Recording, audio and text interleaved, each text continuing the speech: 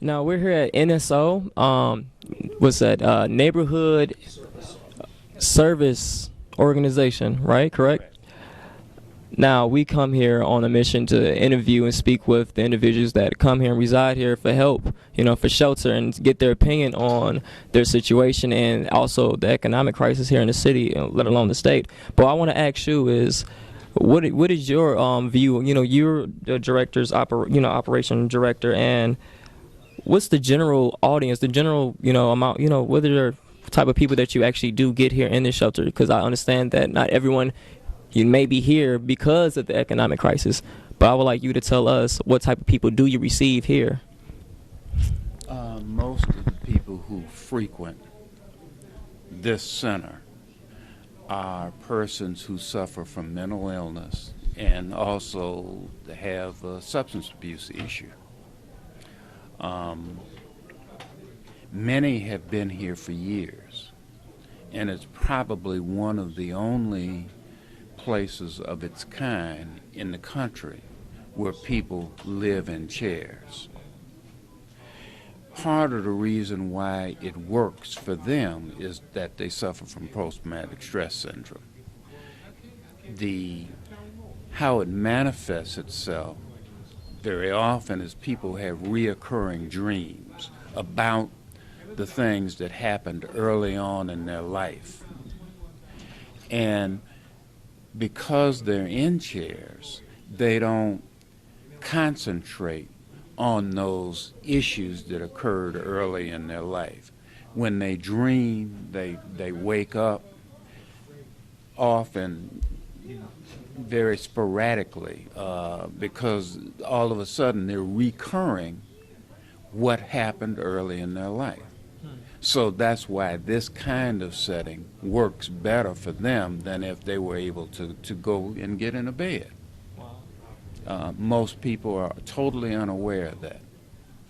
Interesting. That's fascinating. Well, I also want to ask you, now it's incredible what you're doing for everyone here. How are you able to, perform such a gesture for these people? How are you functional? How are you funded? How often, how big of a hand does a city or state plays a part in this?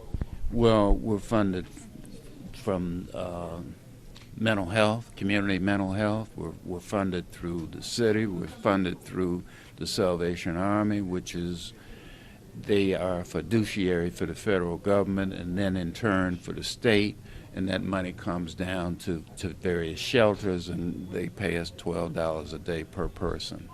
And that's how we function. But the people that are here have to be very patient and understanding of the kind of illnesses people have.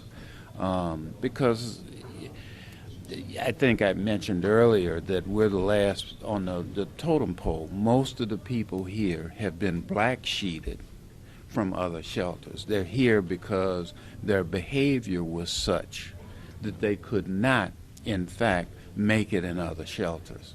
So we have higher tolerance of behaviors. And our people, we train them to welcome people who come into our center. Even though we go through a huge ritual of searching them and making sure that weapons aren't coming into the building, we still welcome them. We think that everybody deserves that kind of respect. Who do you feel deserves the blame for the economic ripple effect of poverty, the people or the government? The question you ask in my mind is very complex. If you were to ask the question of who is the church, you would say the church is the people. I've never seen a government official that wasn't a person. So we, in effect, elect those people. So I think the best way to answer your question is to say that it's both the people and the government.